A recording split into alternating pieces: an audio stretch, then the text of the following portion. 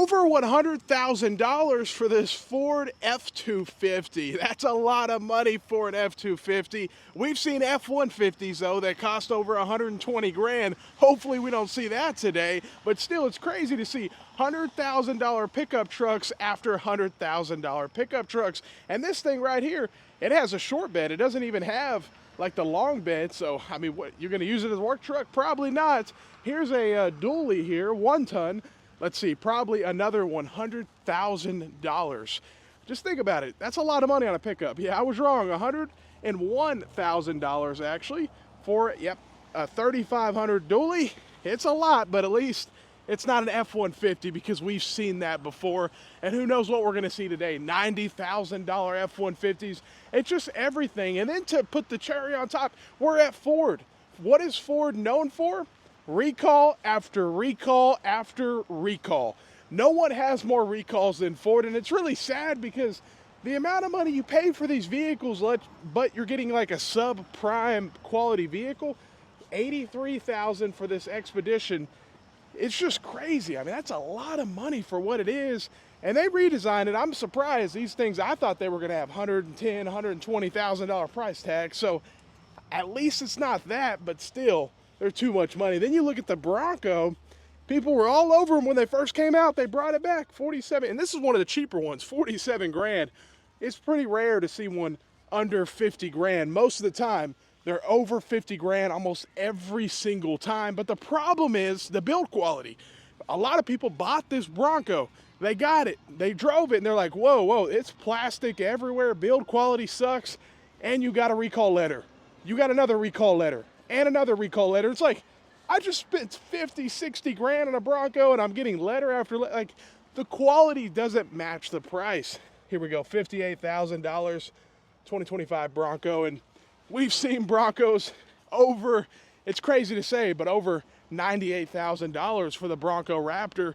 And dealerships, some of them, not all of them, but some love to add the market adjustments on Broncos. They feel like they have something real special. And they just, you know, market adjustment on Raptor models with Ford. That's one of Ford's biggest issues. Even if you like the Raptor, trying to get it at MSRP, you got to find that right dealer. $35,900, 2025 Maverick. 35 grand at your local Ford dealership for a Maverick. That's the situation they're in. It's just, it's crazy, but this is the reality. Prices are just much higher, and it just doesn't make sense because if the quality could match the price, but they're not lining up, they're not even close. You know what I mean? They are not even close. And if you know anything about the Ford Mach-E's, I don't know if they even fixed the recall. They have a recall out, but they don't even have a fix for it yet.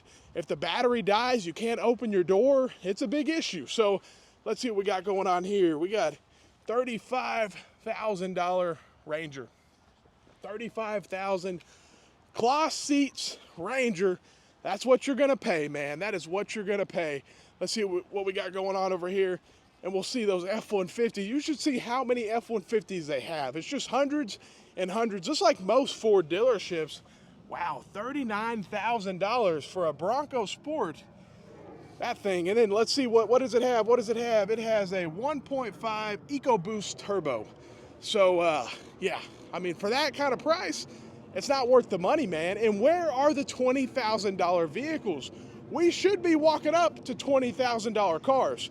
Instead, the most affordable Bronco we see on the lot is that 47 grand. That's actually the real Bronco anyways. The Bronco Sport might be cheaper, but it's just not worth the money at all. Either way you go, either Bronco, it's just overpriced, not worth it, and to have all the issues. Now look at all these F-150s. This is millions of dollars of inventory sitting here that the dealership has to pay to floor plan, most likely, unless he's just coming out of cash, which no dealership does that, very few. But think about all the payments he's making. So all the payments, and it all adds up. They're trying to sell it as quick as they can. 84 grand and 2025 F-150. At least I haven't seen any 2024s because that was an issue for a long time. Most Ford dealerships, almost all they had was 2024s just 5-6 months ago. Now they're finally, all they have is 25s. But still, they were really late to the party on that. And you just look at all these trucks. So every single truck, the dealership has to make a payment on every single month. For the first 90 days, it might be low interest, but then it ticks up dramatically after that. And I know one thing, some of these trucks have definitely been sitting longer than 90 days. 66,000 and 2025 F-150. Let's see here. Yeah, it just keeps going back, man. It just keeps going back. It looks like they have some demo vehicles. And so this is what I was saying. People ask, what happens to new cars that don't get sold all the time? Well, sometimes they'll put them in the demo. They'll use them as their personal use or a service loaner. And sometimes they just have to put vehicles in that service loaner program. And then they wind up out here with the demo sticker with, 10,000 miles. But is the discount enough? Probably not. That's the biggest thing for a lot of people. $70,000 F-150. Wow, man, 70 grand, Can we walk up to like a $40,000 F-150? That's all I was hoping for, $40,000. And here we go, $74,000. Wow, man, 74 grand. I'm just make it make sense. 80 grand, 70 grand, 80 grand. I mean, that's the reality of this Ford dealership. And every Ford dealership, this is Ford's biggest issue, is no affordable vehicles. And even their trucks, they only have higher trim level. People want a basic truck. Where are they at?